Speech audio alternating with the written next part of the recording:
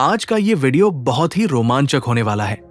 इसमें हम जानेंगे कि अगर सूरज अचानक हमारे सौर मंडल से गायब हो जाए तब क्या होगा।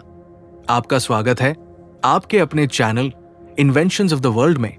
तो चलिए वीडियो को शुरू करते हैं।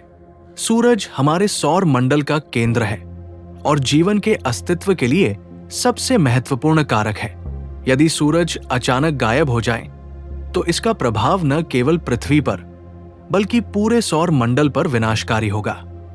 आइए इसे विस्तार से समझें। सूरज न केवल पृथ्वी को ऊर्जा प्रदान करता है बल्कि ये गुरुत्वाकर्षण बल के कारण सौर मंडल को बांधे रखता है। इसके बिना ग्रह, चंद्रमा और अन्य खगोलीय पिंड अपने मार्ग से भटक जाएंगे। सूरज हमारे दिन रात का चक्र, मौसम और पृथ्वी पर जीवन के लिए आवश्यक ऊर्जा का स्रोत है। सूरज की रोशनी पृथ्वी पर पहुंचने में लगभग 8 मिनट 20 सेकंड का समय लेती है। इसका मतलब है कि सूरज गायब होने के तुरंत बाद पृथ्वी पर इसका प्रभाव महसूस नहीं होगा।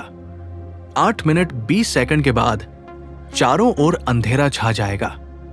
गर्मी का स्रोत खत्म होने के कारण पृथ्वी का तापमान तेजी से गिरने लगेगा। कुछ ही दिनों में सतह का औसत तापमान -18 डिग्री सेल्सियस तक पहुंच सकता है। इसके बाद तापमान -100 डिग्री सेल्सियस तक गिर सकता है। सूरज का गुरुत्वाकर्षण बल पूरे सौर मंडल को बांधे रखता है। सूरज के गायब होते ही ये बल समाप्त हो जाएगा और ग्रह अपनी कक्षाओं से बाहर निकल जाएंगे। पृथ्वी सीधी रेखा में अंतरिक्ष में तैरने लगेगी। पौधे फोटोसिंथेसिस के लिए सूरज की रोशनी पर निर्भर करते हैं। सूरज के बिना प्रकाश संश्लेषण तुरंत रुक जाएगा। इसका मतलब है कि पौधे ऑक्सीजन बनाना बंद कर देंगे। पौधों के मरने से भोजन की श्रृंखला टूट जाएगी, जिससे जमीनी और समुद्री दोनों जीवों की मृत्यु होगी। पौधों के मरने से ऑक्सीजन का उत्पादन बंद हो जाएगा, जिससे जीवों का सांस लेना मुश्किल हो जाएगा। तापमान इतना गिर जाएगा कि जीवन के लिए उपयुक्त वातावरण खत्म हो जाएगा। सूरज की गर्मी समुद्र के पानी को जमने से रोकती है। सूरज के हटने पर समुद्र की सतह जमने लगेगी। कुछ महीनों में समुद्र की सतह पूरी तरह बर्फ बन जाएगी। गहरे पानी में थोड़ी गर्मी बची रह सकती है, लेकिन वो भी अधिक समय तक नहीं टिकेगी।